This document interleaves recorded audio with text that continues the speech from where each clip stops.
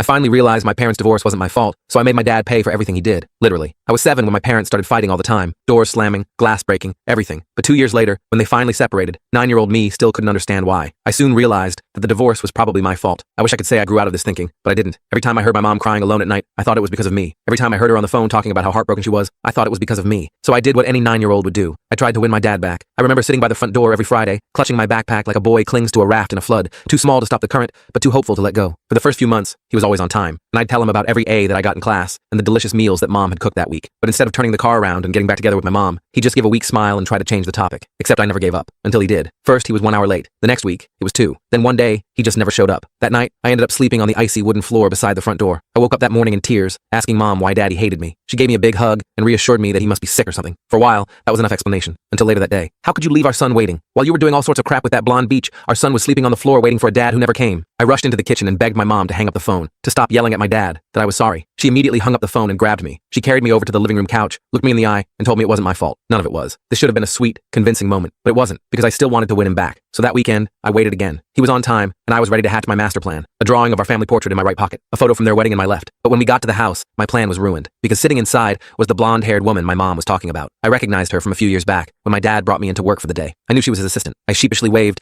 and asked if she was replacing mommy. She scoffed and rolled her eyes, and my dad made the shh sound with his finger over his mouth. And just when I thought the surprises were over, a boy my age ran around the corner. Hi. He went to hug me, but I turned away. Apparently, he was the blonde woman's son that my father was helping raise. I stormed up the stairs to my room and slammed the door so hard the wood almost broke. No one came to find me. I curled up on the floor and cried so hard my ears started ringing. After a few hours, my mom came to pick me up. After that, I never wanted to see my dad again. Not even because of my betrayal, but because the pain of feeling like I'd failed him was too much. So I stopped waiting by the door, and my mom slowly built us a quite successful life without him. I ended up beating the single-parent statistic and went to college to become a lawyer. But even when I graduated and started making $100,000 a year, I still felt like there was always that missing part of me that wanted the fatherly approval I never had. It was a void nothing could fill. So I did what I had to do. I reached out and asked if he wanted to come over for Thanksgiving. He only replied a week later, after I sent my address, in a wealthy part of town. That should have been my first red flag, but it wasn't. Instead, I felt this childlike excitement when he was on the way over. It was like I was a child sitting by the door again, except this time, he would actually show up. Son, do you got any cash for me? Is the first thing he said when I welcomed him in. My heart dropped a little, but I handed him a $100 note anyway. Thanks, son. I knew you weren't as selfish as your mother. He said it with a wink and a smile, as if it was the most agreeable sentence he's ever said.